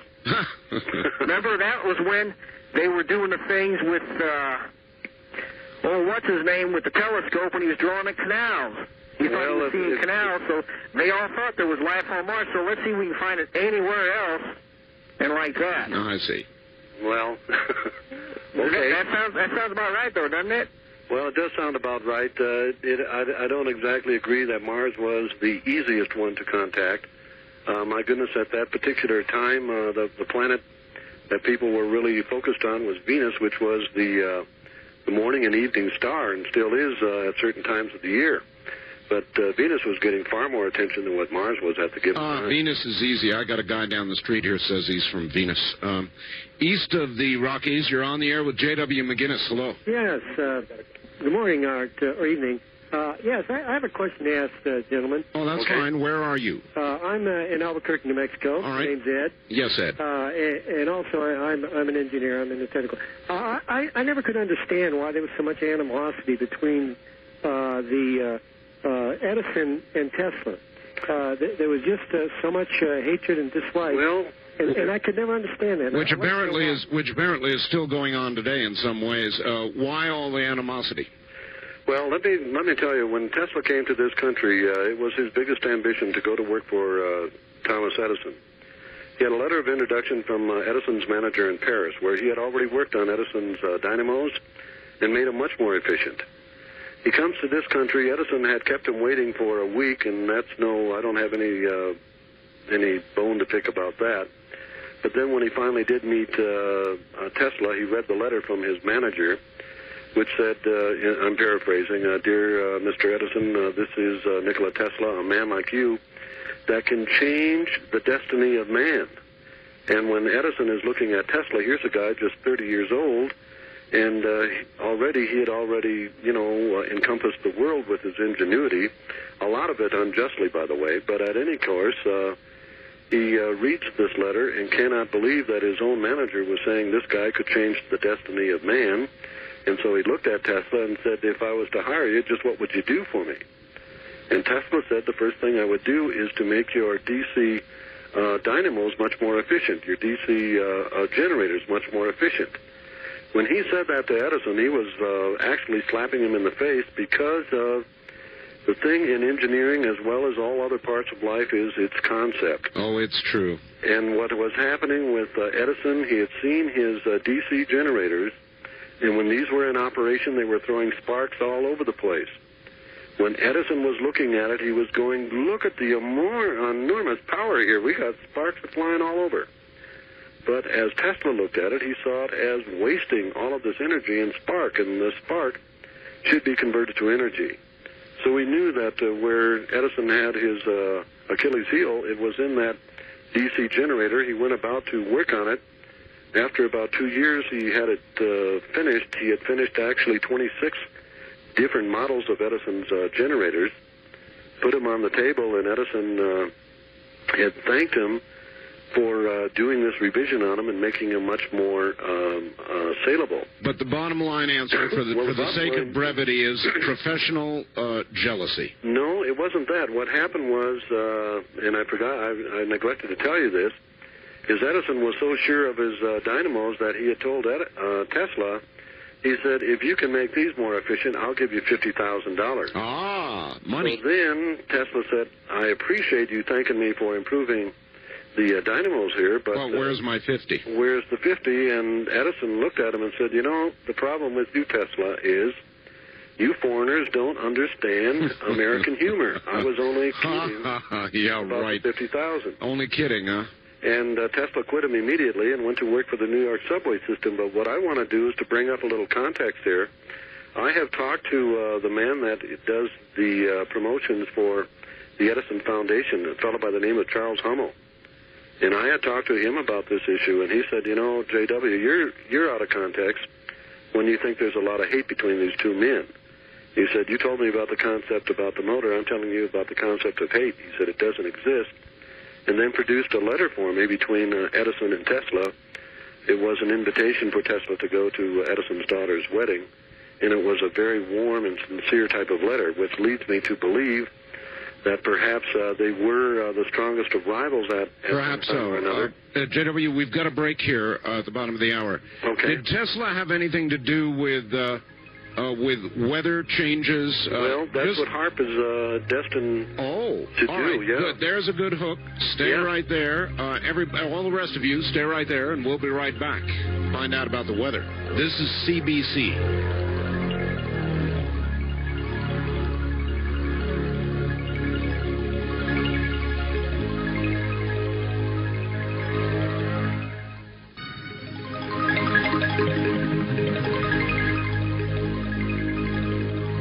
Art Bell was recorded for rebroadcast at this time. Please do not call. From the Kingdom of Nye, we continue with your calls on Dreamland with Art Bell. Call Art now toll-free at 1-800-618-8255. 1-800-618-TALK.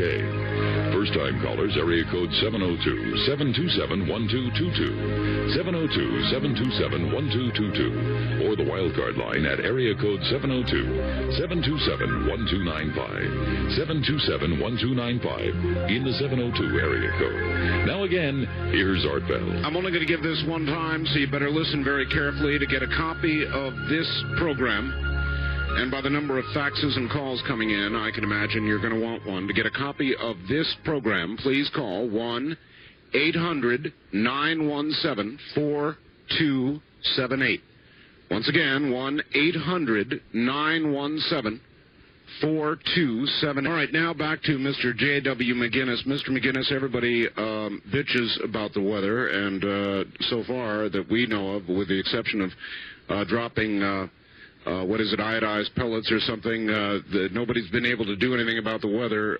Did Nikola Tesla have something going?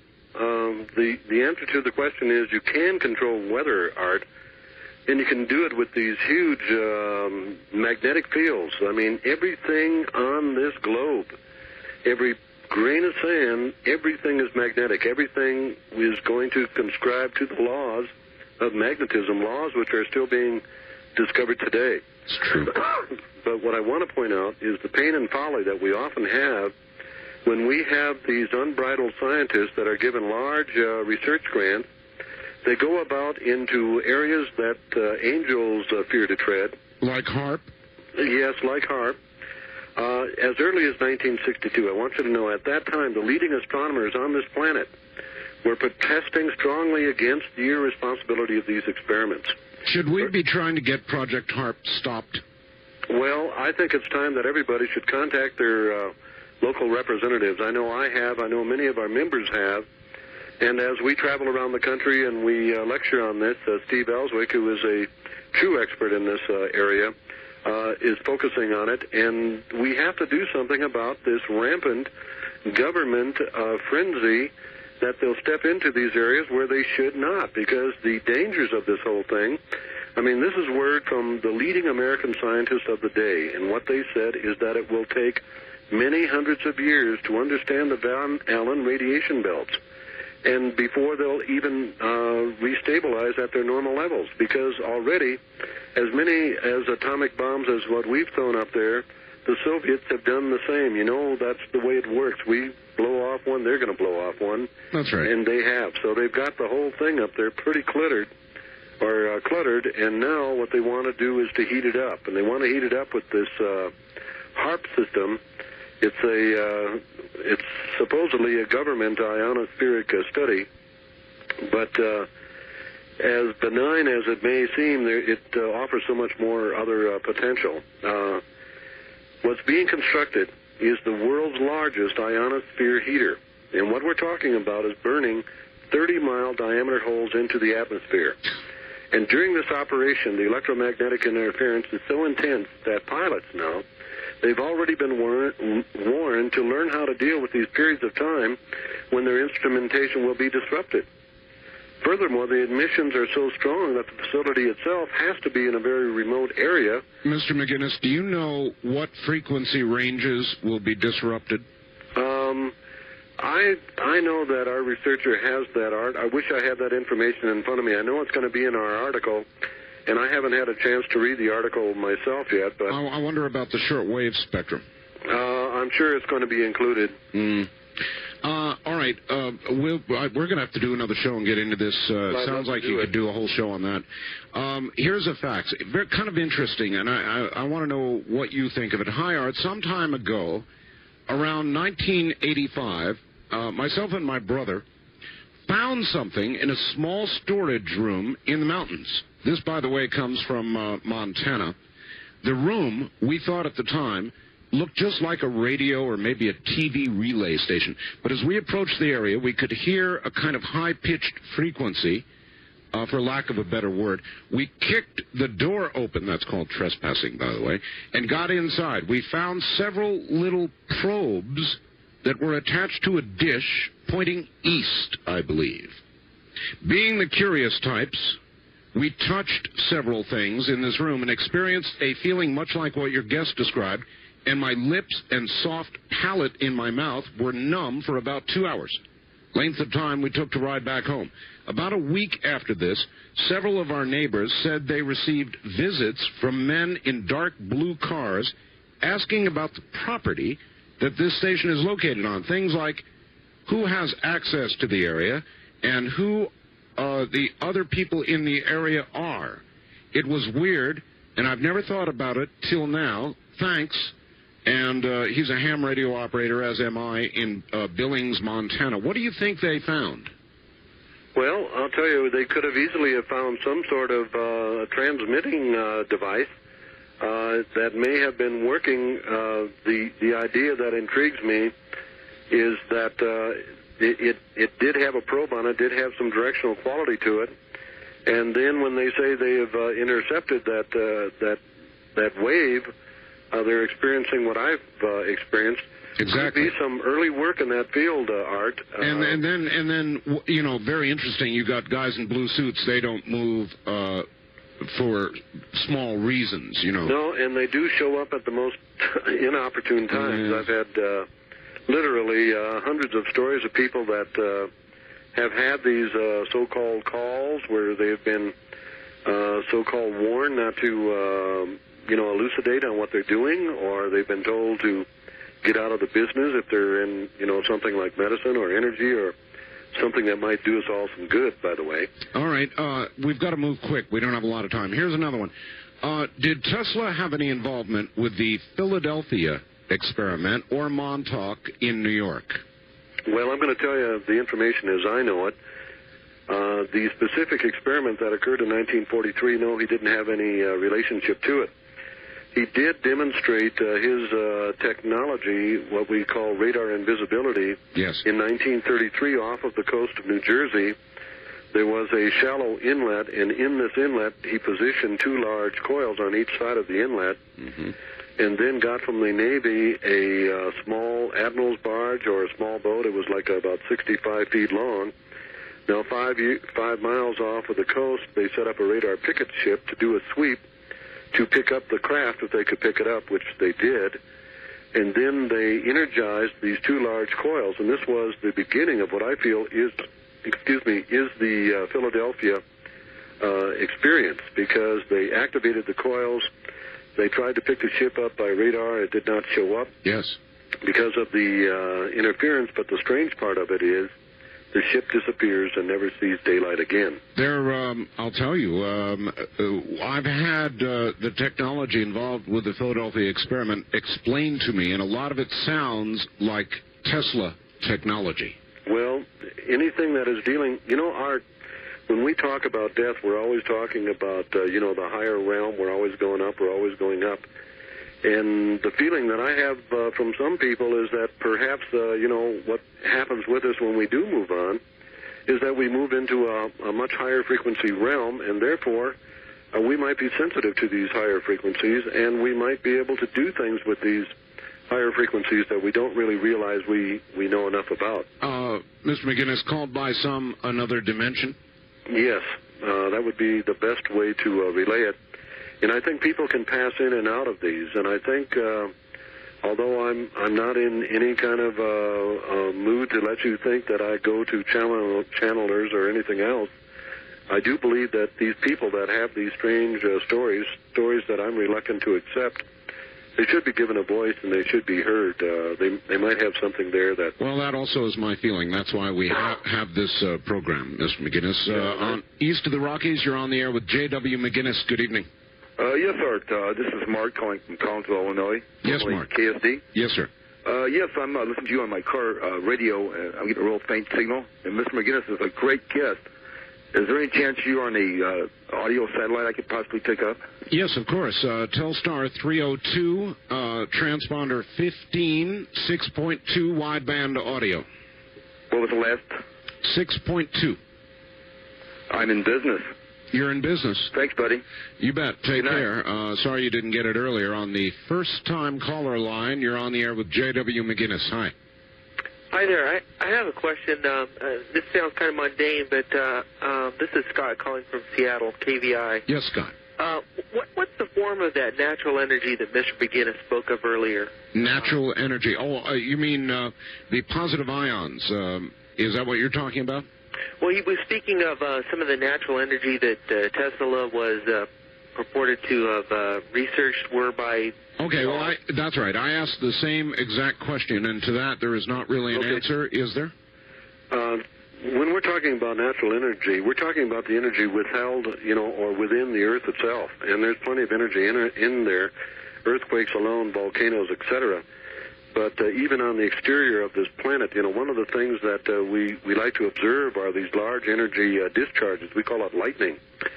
And lightning actually works with the Earth in reciprocating this power back and forth between the exterior and the interior. Makes sense. But to give you the immensity of this lightning, at 1 inch of spark at sea level is equivalent to about 12,500 volts. Now, in excess of 100,000 feet, it's a humongous amount of power to get spark 1 inch. But our space shuttle observed a... Thank you. I was just about to ask you about this. Now, this was energy, was it not, that was actually shooting into space? Well, right. This magnetic field of ours, it can go both ways, but it is an enormous amount of vital energy that we have all around us. But I was just talking about this one charge over 100 miles long. If you're figuring that at 1 inch in excess of 80,000 feet being equivalent to maybe 500,000 volts, imagine what 101 mile long strike would be equivalent to. Right. And this is energy that strikes the Earth, and the Earth responds to it when it strikes the planet itself. We have an exchange of this energy That's why Tesla knew that there's no reason for us to have any qualms about energy, and it ought to be good, clean electricity is what it ought to be. Of course, there's always the problem of how you convert instantly discharged large amounts of energy to usable stored energy.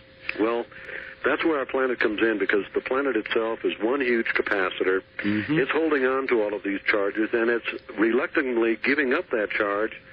But if we had Tesla's technology, we could unlock those secrets. We could get it out with not much of a problem at all, from what I can determine. Poetically, you could suggest the planet overfloweth with energy, and when it does, it discharges it in ways that we've now verified with the space shuttle.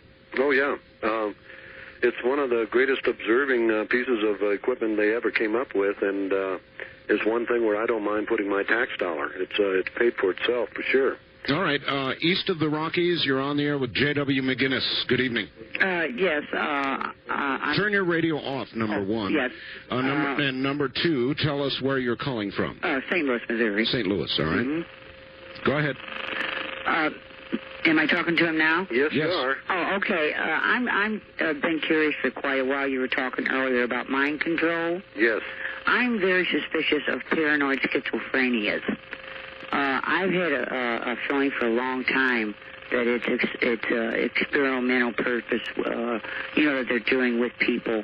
I have a son who's paranoid schizophrenia, and he talks about things, and he's told me things that I've heard of before I ever heard of you speak about them on the radios. Yes, all right. Well, that's, in other words, people who are diagnosed as paranoid schizophrenic, is it possible, Mr. McGinnis, that some of them are simply being affected by some of what we've been talking about this morning? They could very well be a victim of somebody who, through some benign reason would do that. But also they could be affected by the electrical fields that they're living in on a day-to-day basis could be exacerbating a poor situation.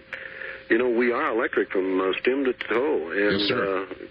We are going to respond to these electrical and magnetic charges, and I think the first place that ought to be examined is, first of all, the environment. Are they living in an area where there's an unusual amount of electrical activity, because that could be affecting them as well as anything else. That'd be a very interesting study, as a matter of fact. On the wildcard line, you're on the air with J.W. McGinnis. Good evening. Good evening. This is Fritz calling from Phoenix. Yes, Fritz. Jay, what is the association with J.P. Morgan, who was supposed to finance some of the research and then pull the carpet out of Tesla? I mean, he sort of double-crossed him. Okay, well, he didn't really double-cross him. What happened is this. J.P. Morgan had financed Tesla's Niagara Falls system, the greatest electrical power transmission system in the world. Later on, when Tesla wanted to bring forth the wireless transmission of electricity, now this guy was not much of a businessman. I got to tell you, Tesla didn't really do it right there, because he was always spending his own money instead of other people's money, like most people do. But in the course of developing his wireless transmission system, he ran out of money. He asked for a loan from Morgan. Morgan evaluated his technology, and after about a week or so had told Tesla, look, it's great, something I'd be interested in, but there's one thing I don't see here. I don't see where you put the meters, so when people use this power, they pay for it. And at that point, Tesla saying, well, you give the people the power. When Tesla said that, of course, it dried up, but Tesla never took no for an answer, and he did go back in a short period thereafter, and he put a stack of technology down on J.P. Morgan's desk, and this technology was heating units, cooling units, electric airplanes, electric cars, all sorts of technology. And I told J.P. that he would give him one half of the royalties if he could only get another couple of $100,000. J.P. Morgan, having everybody on hook, west of Niagara Falls to Chicago and south to the tip of Florida, was very reluctant to give up that power. And so he turned them down. It was a business decision, but there is some other skullduggery that occurred. Well, that's a classic question. Where do we put the meter? What? No meter? Yeah. Yeah, I understand. All right, we're very nearly out of time, and the phones are going wild. East of the Rockies, you're on the air with J.W. McGinnis. Where are you calling from, please? From Montana. Montana. All right. Quickly, your question. My question was, did Tesla do experiments on mind reading, detecting another person's thoughts? Instead of affecting them, Mr. McGinnis. Well, he did feel that we were all connected one way or another mentally. Worldwide, all species are connected. And if I don't feel good, you don't feel good. Or if you, compose enough negative activities, it's going to have an effect on everybody. So it wasn't really mind reading as much as coupling. Getting on to a level where everybody is striving to make life more tolerable for everybody else. All right, we're way out of time here. Let me give you an opportunity once more to give out your telephone number and address and what you've got there. Okay. So go ahead. All right. Our information packet is free. You can call 800-397-0137, and we'll send it out to you right away. But if you want our information packet along with our resource guide, it's $5. Have your credit card ready. If you want to join the revolution in science today, the International Tesla Society, it's $25, and you can do all of this by calling 800-397-0137. If you don't get anybody to speak to you immediately, leave your phone number or your address if it's just a request for information, and we'll deal with you right away. But if for some reason you don't hear from us, try us again, 800-397-0137, and we'd be glad to tell you more about our organization and what we do in science. Well, you have been a great guest. I have just one other fast question. You've got to give a very quick answer to it. I've been dying to know. A couple of scientists up in Utah thought they had cold fusion. Now we hear they didn't. Now and then I've heard, well, we did. Do you know anything about cold fusion? Well, yes, I did a story on it right after it first came out, and there were some 50 universities that did similar studies and were successful. But then the tempo grew, and there were more and more people finding other reasons why it didn't work. I'm not so sure that they didn't do it themselves, but I think that they had a lot of input from some other people that when they step back from them, they're missing a part of the puzzle. The puzzle is, can we do cold fusion? Answer is yes. Are these the men that are going to do it? Answer is questionable. Questionable. All right, Ms. McGinnis, you have been a wonderful guest. There was not enough time. We will have you back again. Be assured of it. Okay. Good luck with your telephones. Okay, and thanks again, Art. We really appreciate it, and good night, everybody. Good night, everybody is right, and I will give out Mr. McGinnis's number one more time. It is 1-800-397-0137. 1-800-379-0137. 1-800-379-0137. To get a copy of this program, it's 1-800-917-4278. On behalf of all who bring you Dreamland and your local radio station, thank you, and good night, everybody. This has been Dreamland, a program dedicated to an examination of areas in the human experience not easily nor neatly put in a box. Things seen at the edge of vision, awakening a part of the mind as yet not mapped. Yet things every bit as real as the air we breathe but don't see. Please join us again next week at this time for Dreamland.